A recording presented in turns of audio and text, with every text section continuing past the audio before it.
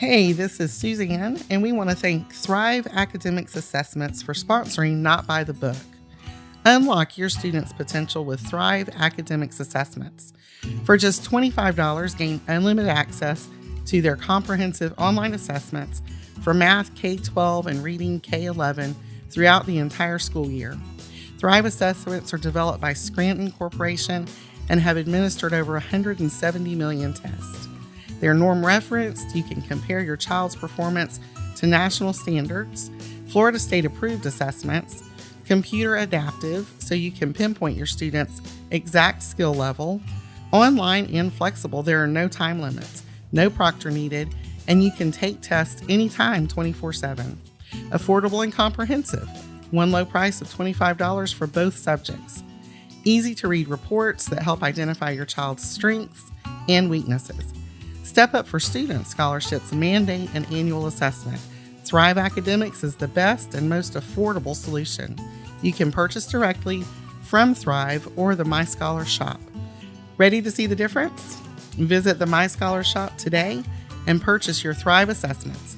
For more details, visit www.assessk12.com. We have really done our best to trust the Lord with our girls and with us homeschooling them. And I am completely ill-equipped to do it. And I realized that in the very beginning, and I still realize that today. And one of the things that I think is the greatest thing to be on that end of realizing that I am not equipped to do this. I am not smart enough. I'm not organized enough. I'm not all the things, but God is. God is enough. I don't have to be enough because God is enough. And I have the Holy Spirit in me. And so He allows me to be able to do the things that I need to do.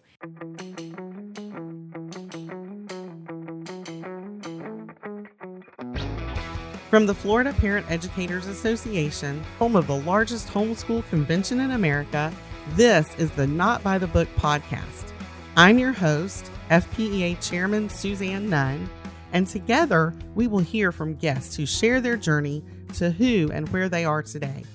Each one of them at some point left the expected path, ripped the page out of the book that says you have to do it like this, and made their own way. I hope these conversations inspire you as much as they do me. Today I'm talking with Yvette Hampton, producer and host of Schoolhouse Rocked, the Homeschool Revolution. Yvette shares her story of how she went from being the mom who would never homeschool to taking to the road with her family as a homeschool mom and traveling the country to document and share the amazing opportunities for those who choose to homeschool their own children. Listen with me now. Grew up in Southern California. I was born there and Beautiful. Grew up there my entire life. And I miss it in a lot of ways, but there are a lot of things about it that I don't miss. But my life growing up was pretty great, honestly. I had parents who were very engaged in my life, very loving, and had a great relationship with them growing up. And, just had your typical life. I grew up in a private school, went to a private Christian school almost my entire childhood. That I can remember. I know one friend who was homeschooled, and I thought that she was weird because she did school at home with her mom. And I was like, what in the world? Who does that?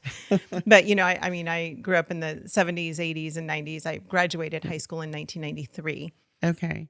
So, back in those days, not many people homeschooled. But yeah, I really had a great childhood. And my parents became Christians when I was really little. I was probably somewhere between 2 and 4. I don't know exactly how old I was, but they were just figuring out the Christian life as I was a little girl, and I was, kind of pulled into that. And because I went, my parents went to a church that was more kind of prosperity gospel focused.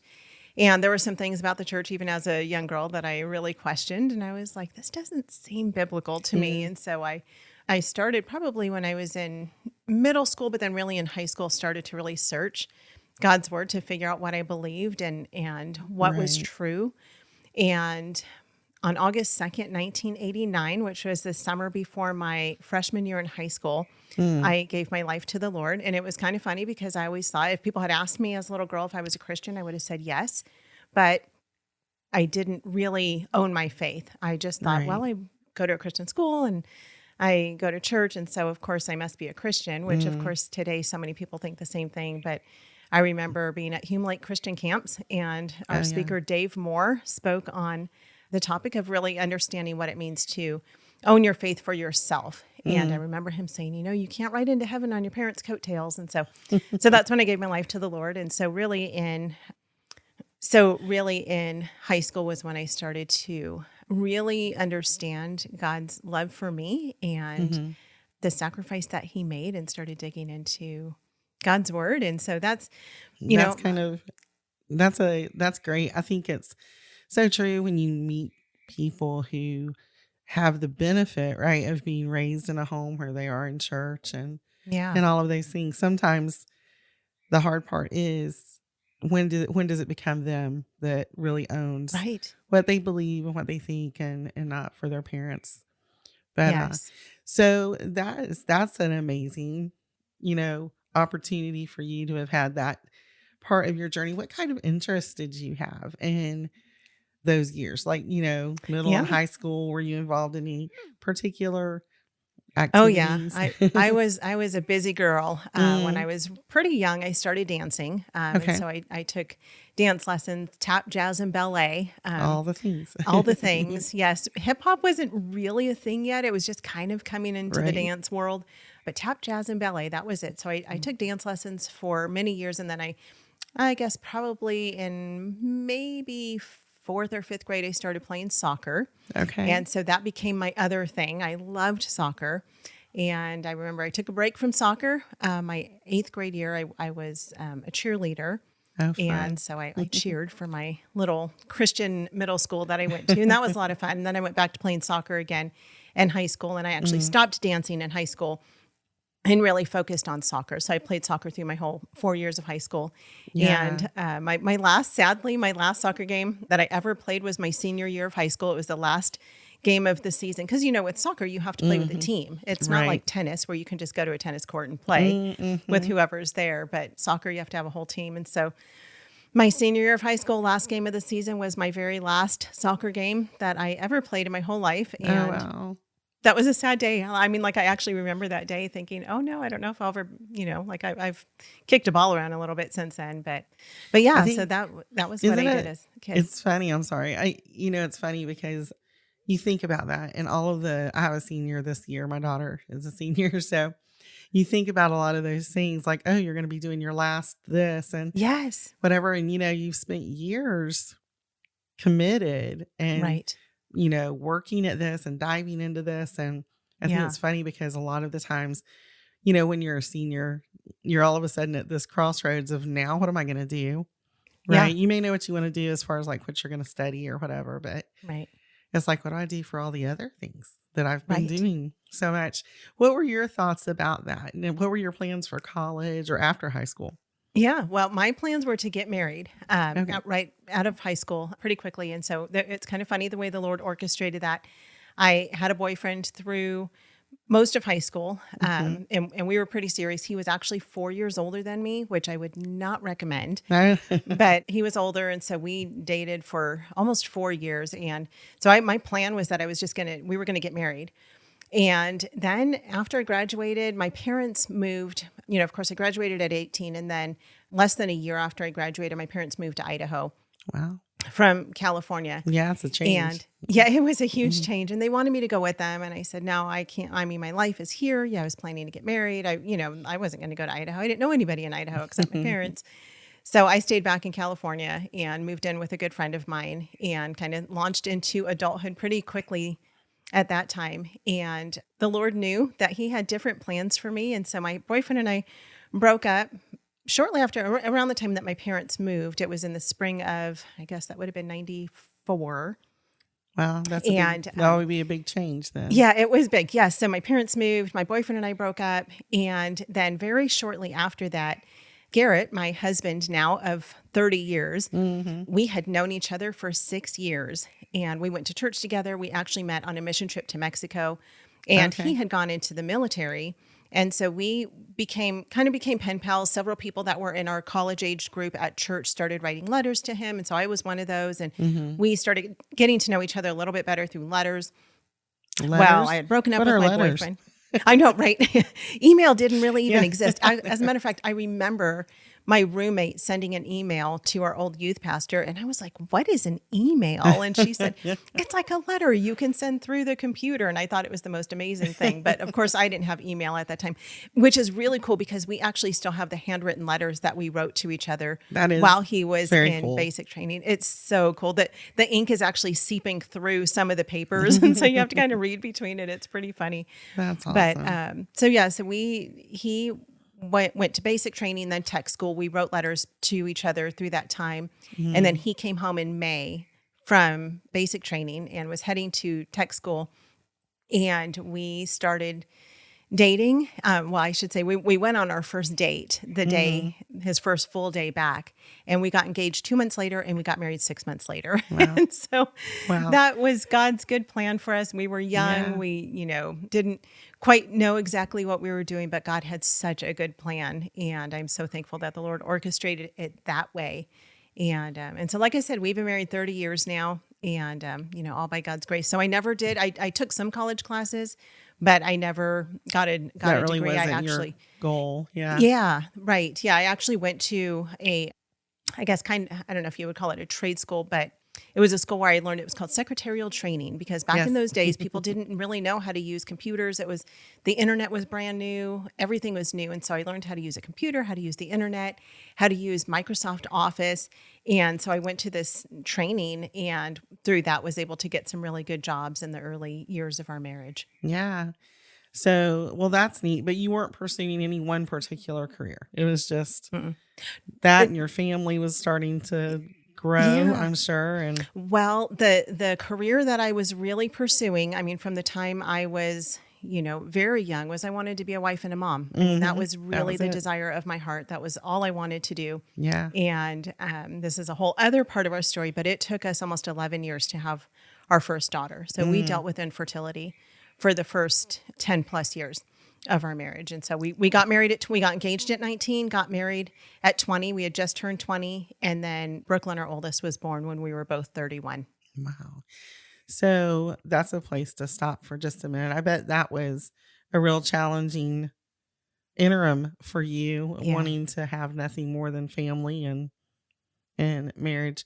So you were blessed then with 3. Is that correct? We have 2. 2. Okay. Yeah. So 2 daughters. Yes. And your family came along. You were working until then, I understand, right? And then you started staying at home with them. Yes. As they were born. Yes. So at that point, because now just the juncture here, I know you because of Schoolhouse Rocked. That was where, you came and entered my world. So what happened between having the babies, raising them, toddlers, and moving into where you developed this passion for what you all did as a family? And you're going to tell us more about that. But what happened in that meantime? Yeah. During those years, it was really interesting because leading to having Brooklyn, our oldest, we would always talk about how we were going to raise our kids, and we talked about how we would educate them. And it always came down to, but we'll never homeschool them. And we would joke about it, of course, as so many people did. And one of the reasons was because though I had a wonderful childhood, went to private school my whole life, I hated school. And when I say hated it, I mean, I literally despised the academic part of it. I loved the social part of it, but I hated the academic part of it. School was very difficult for me. And so I was not one of those kids who, could hear a lecture from the teacher and then take a test and remember everything the teacher said. Like I would study for hours and I would still barely pass a test. It just really came very difficult for me. And so I hated school, and I was like, I hated it the first time. Why would I want to do it again? And so we would have this conversation about education, and we would say, private school was our plan. That was always what we planned to do. And we had every reason for not wanting to homeschool, one, of course, being that we both despised school growing up, but also I just thought I'm not smart enough. I'm not educated enough. I'm not patient enough. I'm not all the things. And I actually used to say, why would I want to spend all day, every day with my kids? Because I thought that's what society tells us, right? Yeah. And different. So I bought into that. And so when Brooklyn was born, we still had that mindset. But as she started to get a little bit older, and I just kept falling more and more deeply in love with this little girl that we had waited for more than a decade. Yeah. And I just didn't want to let her go. And that we're from LA County. And so the LA County schools are, as you can imagine, horrible. And when it came time to put her in school, our plan was to put her in a private school, like I said. But that year that she would have gone into private school, I, by God's grace, ended up pregnant with my youngest daughter. We had 2 miscarriages in between. And so we lost those 2. And so I was expecting Lacey, our youngest. And I was like, well, I would have had to work to put her in the private school that we were going to put her in. And I couldn't work because I was getting ready to have a baby. And so it was her pre-K year. She was only 4. She was getting ready to turn 5. And we said, well, maybe we'll consider homeschooling just for this year since I'm going to have a newborn at home. And then what happened was that summer before we went to a homeschool convention. And it was very similar to FPEA. It was the CHIA convention in California. Right. And literally that weekend alone, our hearts completely changed. Rick Green was the speaker. He was one of the keynote speakers. And there was something about him. And then some of the other speakers, I couldn't even tell you who the others were. I just remember Rick. But all of the speakers combined in the workshops that we went to, we came away from that weekend completely changed. And I remember Garrett and I driving home. We had left Brooklyn with Grandma and Grandpa over the weekend. And so we were talking through the weekend. And as we got home, and we just said, this is what God's calling us to do. This is what we're going to do. We're going to homeschool, and had no idea what it was going to look like. I just went into it trembling, but just knew that God was calling us to do it. So that started our journey of home education and discipleship. And really what it came down to was that we realized through that weekend that it wasn't just about the academics. Right. It was more about discipleship and pointing our daughter to Jesus and realizing that it wasn't anyone else's responsibility. It was our responsibility to raise her up and teach her the ways of the Lord. And so that's what we did. And the Lord just kind of took it from there. That's incredible. And I know when you see your documentary that you talk a lot about some of those early years for you and what your homeschooling looked like. But could you share a little bit more about, I know once you started homeschooling, you were kind of all in. Yeah. And then you decided to do a documentary somewhere in the process. Right. Of all this. Yeah. So let's hear a little bit more about that. Yeah. Like you said, we were definitely all in. We went into it with the understanding that this is what our plan was, as long as the Lord allowed us to do this. It wasn't for us. It wasn't let's try it this year and see how it goes. We had such deep conviction. I mean, we made a complete turnaround that weekend. We went from saying we'll never homeschool to this is our life now. Right. And so as we got into it, and realized okay, we only have to be one step ahead of them. I don't have to understand calculus in order to homeschool my kindergartner, and just that really eased the stress for me. And by the way, we did just graduate our oldest last year by God's grace, and our youngest is now in 8th grade. And so the Lord did get us through that. But as we started to understand homeschooling and we started to involve ourselves in the homeschooling community around us, it just changed everything. We realized what a wonderful life it was and that we didn't have to do it alone. Right. And that was so impactful for us. And so we found in our town, we were involved in a couple of co-ops with just some different friends in our church. And that was really fun. And then when Brooklyn got into, 2nd grade, we joined a classical conversations community. And the one that we were part of was absolutely amazing. And several of our friends were in that community too. And so that was really our family, that was what we did, and we loved it. And so the Lord just grew our love for home education, and I loved being with my girls, loved it. I mean, there was nothing else I wanted to do than to just be with them and watch them grow up and see all of their first exciting things. I got to be the one to teach them how to read and how to write and how to spell, and those moments for me were so exciting, and they still are, as they discover new things. And so as we became passionate about homeschooling, my husband at the time was working in the Hollywood film industry. He worked in Hollywood for many, many years. He did what was called motion control, which is special effects, robotic camera work. Right. And he loved it. And even though he did special effects work, he worked on set. And so he learned the art of filmmaking. His degree is in marketing, but his passion really was in that. I mean, he's very good at technology and the arts and things like that. And so Right. he really kind of found his love for doing that type of thing. But because it was Hollywood and we're not Hollywood type people, we don't even, we've never had cable through our whole entire marriage. Right. We're not TV watchers. We rarely, I mean, we might see a few, I don't know, we might go to the movie theater once or twice a year. Like we're just not, that's just Right. not us. And we don't care so much about those things. And so he was doing something that God had created him to do, but in an industry that he didn't believe in. And so the Lord called him out of the Hollywood industry in I guess it was 2015, I think it was. And at that time, he went on to teach film at a Christian school. Okay. And at the end of that year, we felt like the Lord was calling us to leave California. And we knew for many years before that the Lord was preparing us for that. But we didn't know when we would leave or how we would leave or where we would go. And so we just continued to pray about that. And then in 2016, the Lord just made it abundantly clear to us that it was time to go. And so we started praying through that. And that's when the Lord put it on Garrett's heart, actually, to film the documentary on homeschooling. Okay. And the reason was because at that point we had been homeschooling, I guess, for about 6 years. And our eyes had been so opened to what a wonderful life it was, and not always easy. I don't say homeschooling's always easy and it's always fun. Yeah, Everyone should do it. I do nope. think everyone should do it, but not because it's always easy and fun. Right. But we had learned so much, and we wanted to share with others what God had shown us, but we also wanted to share with others what homeschooling was like, across the nation, really, and what different homeschool families have experienced, and what, talk to others who had graduated their kids, and what did that look like for them, and just answer all of the misconceptions that we had before we started homeschooling.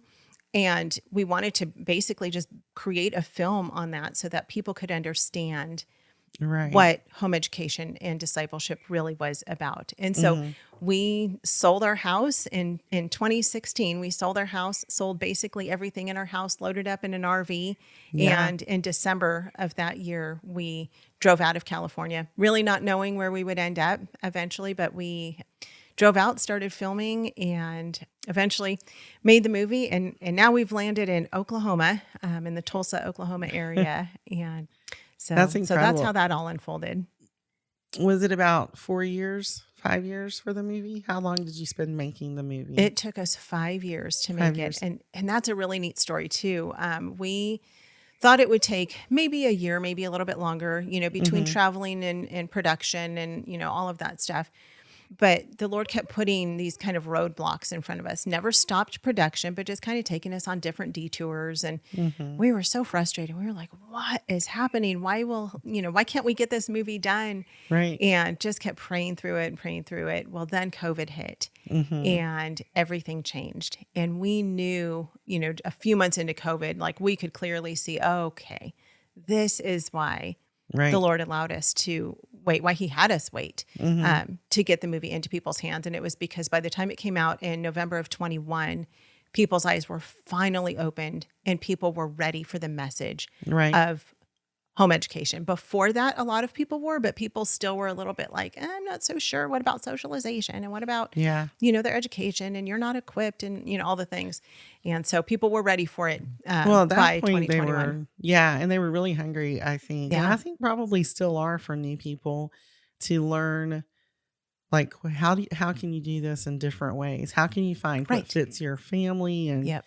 your personality? And, I think early on, a lot of it was more about school being brought home for kids, and, and people didn't understand a lot more than some of the traditional ways Right. of doing things. But surely over time, things have changed. But I think people just coming in who have been far removed from homeschooling really don't understand it. And Right. I think that one of the things that your documentary did well was expose people to different people, different resources, different methods, that you could use Yeah. to approach that. But mostly the heart behind it, right? Yeah. Yeah.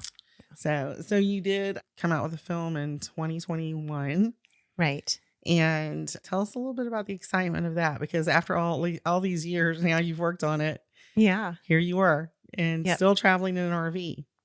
Oh no, we're done in the RV. But back then, Back then. Yeah. Yeah. Well, no, by the time the film came out, we had already moved to Oklahoma and into You a had already house, which was settled. which was wonderful. Yeah.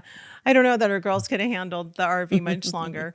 But yeah, man, when the film came out, that was an amazing time. Like I said, it had been 5 years of prayer and sacrifice and, blood, sweat, and tears. I mean, it was it might sound silly, but it was a rough 5 years for our family because we didn't, we knew we were doing what the Lord called us to do, but we just couldn't seem to get that movie done. Right. So when it was finally done, it was the most exciting thing. And we were so unsettled. We didn't know where we were going to live, where we were going to settle down. And our girls were getting older and we just were like, okay, we need to find home.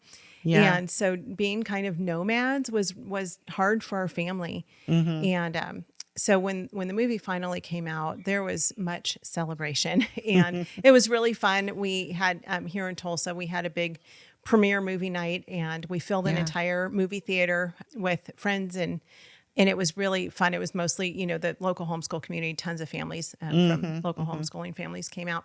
And we got to just celebrate with them. And then we did a big panel at the end of the movie and got to just talk to people and tell them about our journey and God's faithfulness through the making of the movie and how faithful he was in the timing of the release of the movie. And so it's been great ever since. We actually got to go that following. So that was in November of 21. And then in, May, June, July of 22, we traveled, took a road trip. Actually, that was when we went and spoke at FPEA and showed the movie there. Yeah. And that was a lot of fun. We traveled, several thousand miles to share the movie with people and talk with people. And so that was fun. So it was a fun year. And the movie actually, while we were in production on the movie, is what launched the Schoolhouse Rocked podcast, because we then had access to all of these amazing cast members who were in the movie. We had Heidi St. John and Ken Ham and Ginger Hubbard and Rachel Carmen. And I mean, just an amazing cast of people.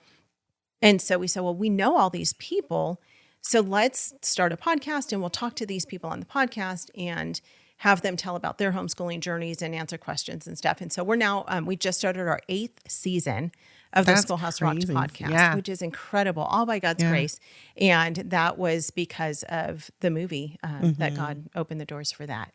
Yeah, that's incredible. And so the movie, have you all thought any more about doing anything else as a follow-up to that? Or are you just, using the podcast now mainly as your resource for families who are homeschooling? What are your thoughts there? Yes. Well, the podcast really is our main thing right now. And the reason for that was because we didn't want to show the movie, have people, have that conviction and excitement about homeschooling and then not know what to do with that. Right. So the podcast just continues on that journey with people. As far as another movie, Garrett does have another idea for another movie. And we'll see if the Lord opens the door for that. One of the things that we will do next time is make sure that we have full funding for the movie. And the Lord funded the first movie in some pretty miraculous ways, but it's very expensive to make a movie. And so if he does another movie, we'll have funding for it first. In advance, And so all in God's time. I mean, he already has, the idea all laid out. And we'll see what the Lord does with that. I don't know. He's not working on it right now. But we'll see what the Lord does. Just some ideas. So, I think that it's incredible. I mean, just the story that you have from, transitioning from a student who didn't see themselves as a great student, hated school, probably felt ill-equipped to teach your own children at home. Yes. Just making that transition is a huge step. And for so many of the people who are listening to us, just the fact that you can do that and say it was one more successful experience for somebody is encouraging. But, even myself, I taught my kids at home after I had been a professional, quote unquote, teacher for a long time.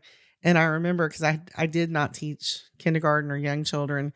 And I remember being mortified at the thought of having to actually be responsible for teaching someone to read, because when I got students, they supposedly could read already. And so it was really challenging. And I know it's really scary. And it's funny to me, or encouraging, maybe not funny, but it is encouraging to hear that you went from, such a hard place of, I'm not going to do this. This is never going to be an option. Yeah. To an epiphany of sorts. Yeah. Where it was like, this is really the only option, Right. And, I'm just wondering, like, how would you encourage somebody who really feels those are real feelings, and they're very deeply run sometimes, So Yes. how would you encourage that listener today, or that mom? Yeah. Oh, that's such a good question. What I've learned through the last 13, 14 years of homeschooling is to trust the Lord. Matthew 6:33 says, seek first the kingdom of God and his righteousness, and all these things will be added to you. And we have really done our best to trust the Lord with our girls and with us homeschooling them. And I am completely ill-equipped to do it. And I realized that in the very beginning, and I still realize that today. And one of the things that I think is the greatest thing to be on that end of realizing that I am not equipped to do this. I am not smart enough. I'm not organized enough. I'm not all the things, but God is. God is enough. I don't have to be enough because God is enough. And I have the Holy Spirit in me. And so he allows me to be able to do the things that I need to do. And in the end, he gets to have all the glory for it and not me. And I think that's the greatest place to be as a Christian is completely dependent on the Lord. And so, for myself, that's really where I have been for the last 14 years. I made a movie about homeschooling. I'm in my 8th season of hosting a podcast about homeschooling, and I still wake up every day feeling like, okay, do I know what I'm doing? Am I doing this well? Am I, how am I messing it up? And you know what? It hasn't been perfect, and I've messed up lots of it. But what I haven't messed up is my relationship with the Lord for myself, or my relationship with my girls. And I have had the opportunity to point them to Jesus, and no one else will do that the way that I will. I mean, I had teachers in school who did point me to Jesus, and I was very grateful for that. But it's a different kind of discipleship that I have with my girls than what anyone else on the world can possibly have with them. And so I'm so grateful for the time that I've had with them. And so, as ill-equipped as I have always felt and still feel today, Jesus, he's enough. And that's all that I need. And my greatest desire in life is to serve him and obey him. And I know that this is what he's called me to do. And so my job is to just continue to say, yes, Lord, and move forward with what he's called me to. Well, and I so appreciate what you're saying about relationships, because, I think that our culture today, because we are so entrenched already in a culture that really made it look abnormal for someone to stay home and homeschool their children, right? Yeah. We grew up in school systems, not at home past, your toddler years. And so I think that, when you talk about, or when I talk to somebody about the relationship with my kids, and I'm speaking to someone who has not had that experience, because they have been in school for hours a day, and they can even have good relationships with their kids. But it's a foreign concept. It's like a totally different language, because I think that the probably the greatest benefit to me, just practical, personal, greatest benefit of home education has been the relationship, and then the influence and the involvement that you can have because of that relationship with your kids. I mean, it's hard to even express or explain to someone that has not experienced that. But I love the way that you were sharing that, because it really is, if someone asked me what my favorite thing was, it wouldn't be some of the class time and some of the learning time and some of the struggles over math curriculums or whatever it may have been. Right. It was just the time we sat down and talked and, learned together and learned how to talk about important things. And I think that was priceless, to me, it is priceless to me, still today. But so you jumped into this terrifying, world of homeschooling and made your path there. But then you guys moved out of your home onto the road, Yeah. doing something that was, you didn't even know what the end was going to look like. Right. Yeah. Yeah. How do you encourage somebody? I mean, because obviously there was a passion to do it, right? Sure. But when we don't know the next step, aren't we guilty of sometimes being very, very afraid to make it? Yeah. Not really sure. And especially if you're somebody that likes to have a plan in Yes. place. How do you Yeah. encourage somebody that has like maybe a vision for something or a passion for something like that Yeah. and doesn't really know what the next steps look like, but no, this is what I'm supposed to be doing and I need to do it. But what's the next step? Yeah. Well, there have been so many times in our lives, not just with Schoolhouse Rocked, but just in our marriage, Mm-hmm. where we have not known what the Lord was calling us to do, but we knew that He was calling us to do something, and we've not always known even what the next step was. Mm-hmm. But we've been willing to walk forward together, hand in hand, with Mm-hmm. each other and with the Lord. And one of my favorite, I don't know if you would call it a phrase or saying, but coram Deo, it's Latin for, it means to live one's entire life in the presence of God, under the authority of God, to the glory of God. And my greatest desire in life is to live coram Deo. I want to live my entire life in the presence of God, under the authority of God, to the glory of God. I love And that. that's Garrett's as well. And by God's grace, I have a husband who strongly desires to live that same way. Mm. And so we want to walk in obedience to Him, and we don't always know what that's going to look like. We often don't know what that's going to look like, Right. but being willing to just say yes. I love the story of Queen Esther, because she was just an ordinary girl. She was not royalty. She was not, really, she was just a beautiful girl Yeah. who the king thought, was super hot. Mm-hmm. And, there's some things behind that I think are really messed up, of course, but she was just an ordinary girl, but she was willing to go to the king and fight for her people Mm-hmm. and say yes to what the Lord had called her to say or called her to do. And, she was like, if I die, I die. Mm. But she was willing to say yes because she knew God was calling her to do something. Yeah. And I don't think she even realized at that time that she was literally saving the entire Jewish nation. It's incredible. And then that leads, of course, into eventually the story of the Messiah being born. And then you look at Mary, the mother of Jesus, and she too was an ordinary girl who was willing to say yes. And she obviously was special, had the hand of God on her. Mm-hmm. But she wasn't royalty. She wasn't, anything spectacular at that time. She was just a young, ordinary girl. And both of them were willing to just say, yes, Lord, I will do what you want me to do. And no matter what the cost, I will do it. And so that's where I want to live my life. That's how I want to live my life, is being willing to say yes, no matter what the cost, no matter how much it might hurt, no matter what it, might look like. I want to say yes to what God's called me to do. And so that would be my encouragement, is trust the Lord. Even if you can't see it, it's okay. The Lord can see it, and He knows much better than we do. Yeah. And it's funny because I believe sometimes that if we could see it, if we could see the next steps or what the final chapter looked like, I think sometimes we would be even more afraid to move forward, Oh, yeah. And so it's having the courage to continue Yeah. in the trenches, so to speak, and in the middle of the journey.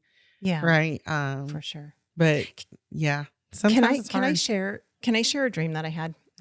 This sure. might sound really weird, and I don't always share this. I actually have only shared this a couple of times. Yeah. But it is relevant to what we're talking about right now. Mm-hmm. I'm not a person who the Lord doesn't speak to me in dreams. I don't have prophecies or anything like that. But this one dream, I've had two dreams in my life that were very impactful, where I knew the Lord was just saying something to me. Mm-hmm. And so when we were in California in 2016, and we had sold our house, but we were still living in our house, and we were waiting for, the sale of our house to go through before we could move out. And so we were packing everything up. We were selling everything off. Mm-hmm. We were preparing to move into our RV. And at the time, my girls were 5 and 10.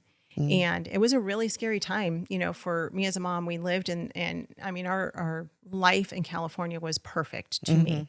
We had our family there. We had our friends. We had our church. We had our homeschool community. We had our perfect little bubble of life, and I loved it. Right. And then God was like, okay, it's time to go. It's time to leave. And we both knew, both Garrett and I knew without a doubt that this is what we were supposed to do. But it was really, really scary. And we didn't know where we were going. We didn't know how it was going to unfold. And so one night I had this dream, and it was so vivid. And in my dream, well, in our house that we sold, I had a schoolroom. And it was my favorite room in the house. It was big, and it had bright walls, and it had all the cool homeschooly stuff, And I loved this room. And in the room, when you open the door, if you looked at the wall straight in front of you, I had a desk that faced that wall. It was a little white desk. It was my teacher desk, because I thought I needed to have a teacher desk. Right. And I never sat at it, but it looked cool.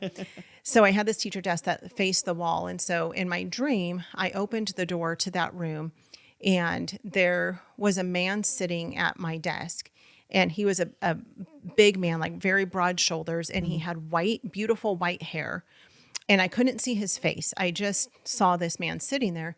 So I opened the door, and I saw him writing like in a book. And I said, can you please tell me what you're writing? And he put his hand back like to stop me, from coming in or from talking. And he said, just trust me, close the door. Just trust me. I know what I'm writing. And so I was like, okay. So I closed the door. Well, then of course, I was curious. And so I opened the door again, and I never went in the room. I just cracked the door open, and he's sitting at my desk still, and he's writing in this book. And I said, I just need to know a little bit of what you're writing. Please just give me a little bit of an idea of what you're writing. And again, he put his hand back. I never saw his face. I just saw, his hand. He put his hand back to stop me. And he said, just let me write. Just leave me alone and let me write. I know what I'm doing, and I want you to trust me. And so I said, okay. So I closed the door again.